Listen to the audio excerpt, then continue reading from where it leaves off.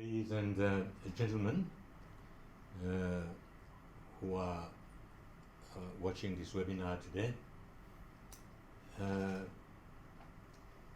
it is a real pleasure to be with you and to share some of my experiences with the audience. Planet Earth, the blue planet as we know it, is so called because of its vast surface of water. So far, science is telling us that it is the only body in our solar system that can hold such vastness of water. While we have a general understanding of oceans, their dynamics and the crucial roles they play in the world's ecosystems, balancing acts, we are told that over 90% of their uncharted territories are yet to be solved and discovered by science. Delving literally and figuratively deeper into our oceans, but armed with the lessons of greed and ignorance of our green economy blueprints and mistakes, we should be able to chart our blue economy map with a much wiser and kinder approach. Basically, if gross mismanagement of our lands has brought us to a disastrous juncture, our retrace to stability and sustainability must lie across our oceans. Today, it is an honor for me to address you. It is with a sense of pride that I am able to share the blue economy story of the Seychelles. More so, it is with humility that I can say the Seychelles Blue Economy Strategic Plan was conceptualized, developed, and implemented during my presidency. More than a decade ago, when the world was focused on the green economy and the blue economy was for most a relatively alien subject, I decided that it was time for the Seychelles to venture into uncharted territories. Hence the beginning of our blue economy story. It was indeed the two Seychelles that took the blue economy to the world. We Seychellois, as all other islanders, are children of the ocean. Our land mass is one of the smallest in the world, yet our massive economic space makes us one of the largest ocean states. Despite our almost negligible land resources and because of our massive ocean treasures, I was convinced that the blue economy strategy was the way forward. That was why I delved into the idea and believed with conviction and passion that the blue economy was indeed the way forward. At the beginning, it was a very lonely journey. Moving outside the green economy box was a hard task. More so, selling it to the world in conferences, to my counterparts in many parts of the world, and even to some of my ministers in my own government. I was ridiculed by some, but I persevered. The blue economy was first recognized, acknowledged, and lauded at the Conference of Parties, the Rio +20 Summit in 2012. Nearly a decade has passed since then. In that time, there have been conferences, discussions, coffee meets, scientific papers, and workshops by the hundreds, by the thousands, all revolving around the blue economy. They had just one purpose. Sometimes they served only to increase the complexity of a strategy that was easy to fathom and a plan that was even easier to implement. Today, the writing is on the wall. It is clear that we can no longer afford to keep riding the conference carousel.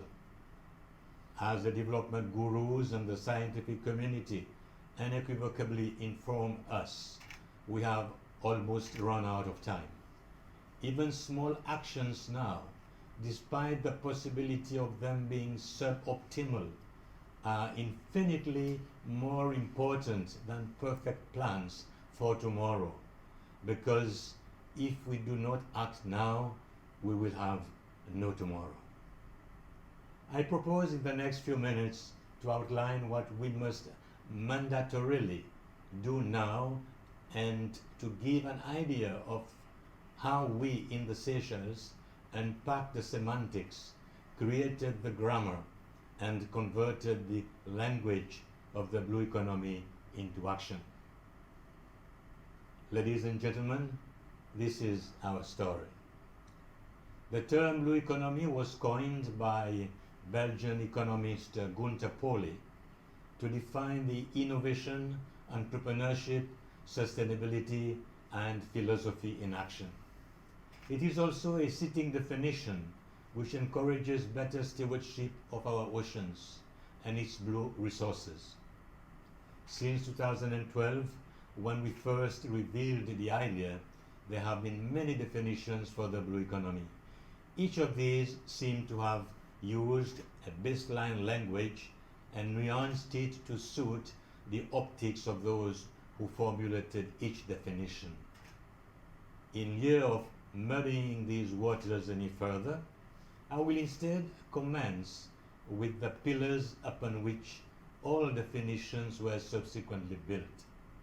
These are the sustainable use of ocean resources, creating regenerative spaces for reproduction, the equitable sharing of economic benefits, and the reduction of the carbon footprint of maritime states.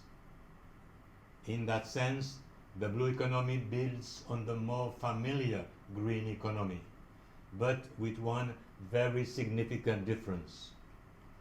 While the green economy is a catch-up strategy that attempts to rectify past mistakes, bring damaged environments and resources back to life, and sustain their existence into the future, the blue economy is a conservation strategy that aims to stop mistakes from happening in the present and the future, prevent damage to comparatively well-maintained marine environments and resources, and enhance their sustainability in the present and in the future. In that context, instead of continuing with the primary mistake born of industrial age habit of focusing the greatest attention on the economy, we focused on balancing the harmonizing and the trinity of economy. That is, the economy, society, and environment. Therefore, we recognize that a blue economy approach to sustainable use of ocean spaces and resources must be both ecologically regenerative and socially just, accounting for the needs of the current and future generations. We recognize that the blue economy approach includes all sectors of society in planning for ocean activities and balances the needs of different constituencies to equitably share in the benefits of the ocean, a global commons. We recognize that the blue economy approach factors ocean climate interactions, anticipates and plans for the effects of climate change and coastal marine resources, and conserves or regenerates these natural resources to increase resilience. Against the background created through the integration of the pillars of the blue economy with the three arenas of development, our actionables had to be evidence-led, regenerative, adaptive, inclusive, and sustainable. We are truly uncompromising in this. There could be no exceptions, for we knew from past experiences that it was that very slight lessening of oversight that minuscule dropping of the guard, the negligible accommodation of personalities and agendas, and so massively complicates the response system, snowballed the negatives, and damaged the strategy to the extent that the exceptions became the rule, the assumptions became the norm, and the outcomes became undesirables. Let us be clear. Despite being relatively damage-free when comparing them with terrestrial equivalents, marine ecosystems are some of the most vulnerable on the planet and the most threatened by increased anthropogenic pressure. Yet, in a cosmic twist, those areas where the biodiversity is greatest are also the very same areas where people are most dependent upon the natural environment for their livelihood and survival, but where the capacity to sustain them are at the lowest. The Seychelles are no different in that respect. By 2012, having survived the 2008 global economic downfall and IMF program, the country had an evident burden to service. Therefore, the first order of the day was to steady the economy, but we had to do so without compromising the nation further through the models, the aid models that we have had in the past. We achieved this through a simple, innovative model. With its exclusive economic zone stretching across 1.3 million square kilometers against just 453 square kilometers of land, the Seychelles is a large oceanic state, and its waters containing some of the most unique and extraordinary biodiversity in the world. Therefore, under an innovative economic reform program that I introduced during my tenure as president, I renegotiated the terms of repayment with the Paris Club creditors, through which our debt was bought by Nature Conservancy, which in turn made the money available to the Seychelles through its Seychelles Climate Change and Adaptation Trust in the form of a loan. The sustainable repayments in local currency of the government were channeled through that organization, that trust, which is called SEYCCAT, back to the Nature Conservancy, and this debt for nature swap to restructure the country's national debt in exchange for ambitious marine conservation as part of a national marine spatial plan. It was a first of its kind and provided the government with the funds required to maintain, conserve, and protect its biodiversity hotspots and sustainable marine resource management and utilization activities in response to climate change. Seychelles committed to declaring a full 30% of its exclusive economic zone as maritime protected areas, with 15% designated as no-take zone in its Blue Economy Roadmap in 2015. In 2020, a full 10 years ahead of international target, we achieved it. We can say with a quiet pride that with this one innovative financial instrument, we restructured our national debt, stabilized the economy, and created the enablers to ensure a durable conservation program for our maritime and marine resources for decades to come. Faster than most other nations, we arrived at home base and commenced the real work that stretched literally to the end of our blue horizons. The question that lay before us was to move quickly from the strategy and design phase and into the action phase And to do so, we needed a strong, workable action framework that ticked all the baseline boxes with respect to the triple blue bottom line we had defined back in 2012. First, we had to know what resources we had, the state they were in, the level of their importance and usefulness in providing social benefits, and the dynamics of internal and external dependencies and impact their balance and harmony. We looked at many of these assets in as much detail as we possibly could, including those related to marine recreation, carbon sequestration, fossil fuels, wastewater, fisheries harvest, aesthetics, renewables such as wind and wave energy, and minerals. We needed to do this through evidence-led mechanism, and it is a time-consuming and arduous task that can never really stop. Next, we needed to know the dangers and threats we face in our efforts to safeguard both marine and terrestrial resources, including such threats as exploitative resource destruction such as overfishing, illegal fishing, distant water splits, destructive fishing methods, poaching, and others. Climate change and maritime pollution. We were also faced with the challenges of modern-day piracy from Somalia.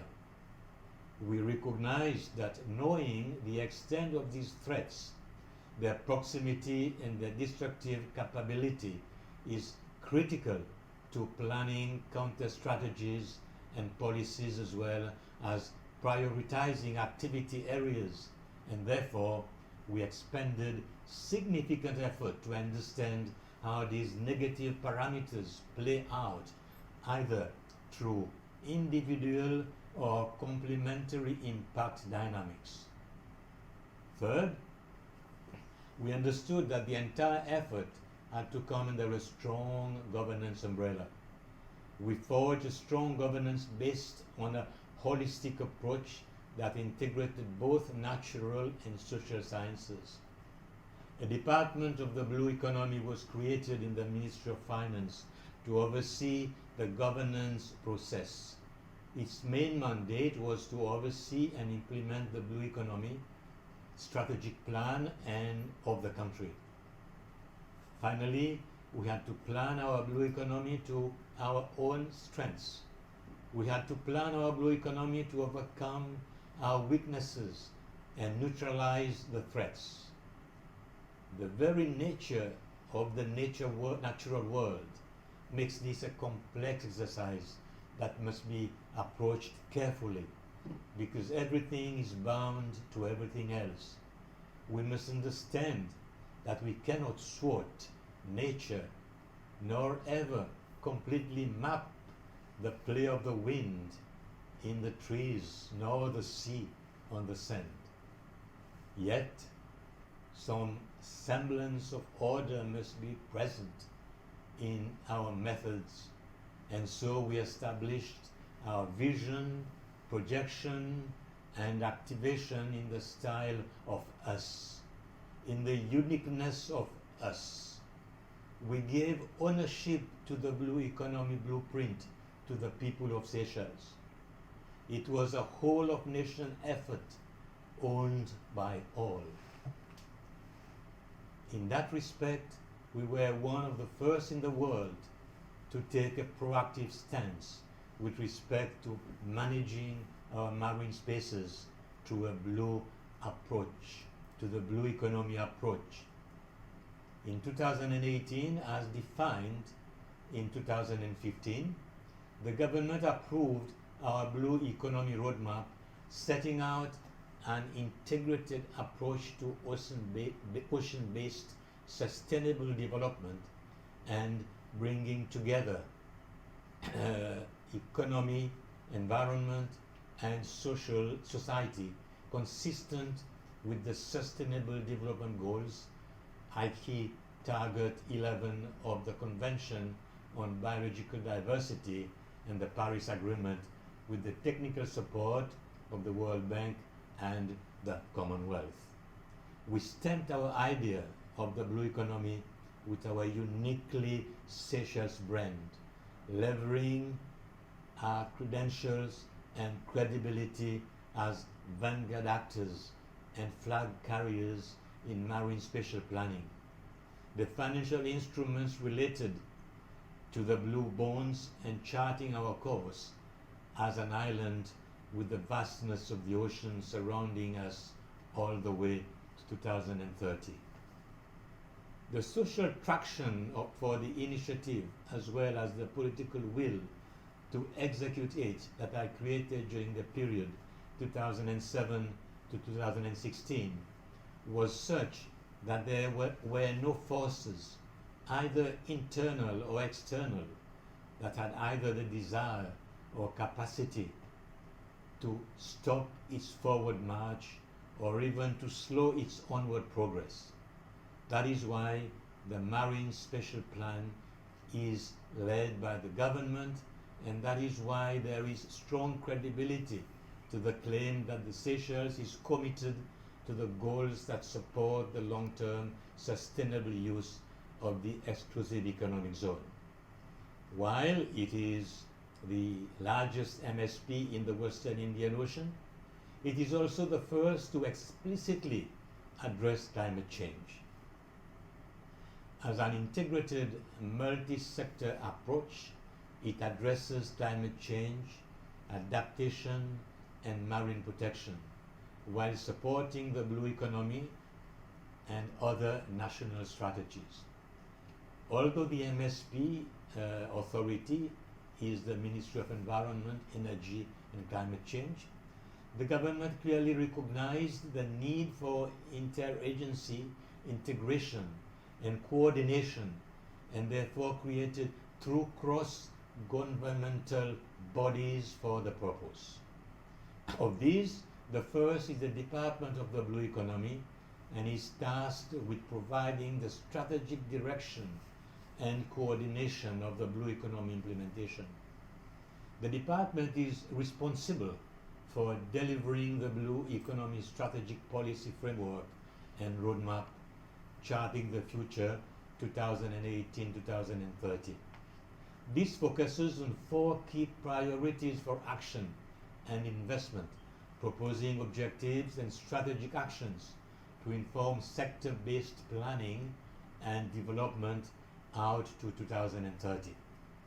The department's role focuses on the development of the blue economy from the perspective of creating the right socio-economic enablers for sustainable economic growth, skills, innovation, resilience, and partnerships, rather than ocean management, which is carried out by relevant agencies with oversight from the Seychelles Ocean Authority, which is yet to be set up. While the mandate of the Seychelles Ocean Authority is still under review, it will certainly be looking at governing, monitoring, and evaluating marine spatial planning and its implementation by the agencies, providing information and expertise to support in matters of maritime governance, implementing scientific practices, including provide data requirements and an MSP research agenda, developing funding options to support the sustainable implementation of the MSP and public education, stakeholder communications, and outreach. The blue economy arrangements for Seychelles are designed to keep operational functions within individual government departments, whilst in tandem creating 2 oversight bodies to help with roadmap delivery, namely one for economic development and one for marine spatial planning implementation. It remains to be seen how these arrangements will work in practice, in particular in relation to accountability, governance, and operational delivery. Whilst there is currently no coordinated mechanism for marine science, there is a well-established means of monitoring human activity at sea, with a focus on illegal, unreported, and unregulated fishing. This is coordinated with neighboring Indian Ocean states through the Regional Center for Operational Coordination and the Regional Maritime Information Fusion Center, funding for marine science and conservation and blue economy enterprises. It is provided in part by the aforementioned trust fund, SEYCCAT. Yet, all these strategies and plans may very well come to naught without the strongest possible oversight over an ambitious long-term effort. However, we are cognizant of the fact that state control and government oversight will not amount to all that much simply due to the vastness of the spaces. The complexity of intermeshes and logistics of surveillance. While the government should indeed be the driver of the monitoring process, we know that it can never ever be the exclusive watchdog. We learned that lesson clearly from exclusively state-based oversight of terrestrial environments and their comparatively low impact across the world. This is why we are cognizant of the fact that we must employ a whole-of-nation approach to monitoring the health of our ecologies and to achieve the goals of the blue economy. The people must be given ownership and become a part of the decision-making and implementation process through NGOs and other private sector organizations of a substantial part of the policing and sustainable development operations. Yet, while the oceans can be monitored from within, it does not exist alone, and all maritime activities that aim to coax the oceans back to health will fail if similar action does not take place on land as well. Those who work the land must be as aware of the ocean as careful to keep terrestrial anthropogenic activity from corrupting and polluting the seas.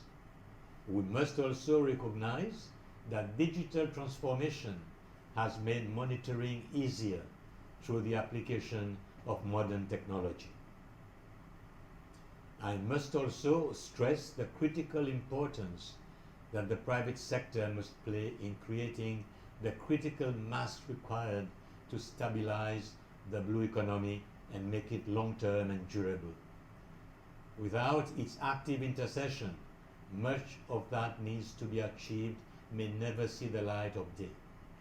I fully believe that business entities have understood the need to shift away from classic models and espouse more holistic ones. The private sector is also enabled by having access to funds as well as the know-how and skills. Therefore, the blue economy is a perfect field in which they can prove this paradigm shift in thinking, because the blue economy is one that stresses the taking for what we should from the oceans and not what we can.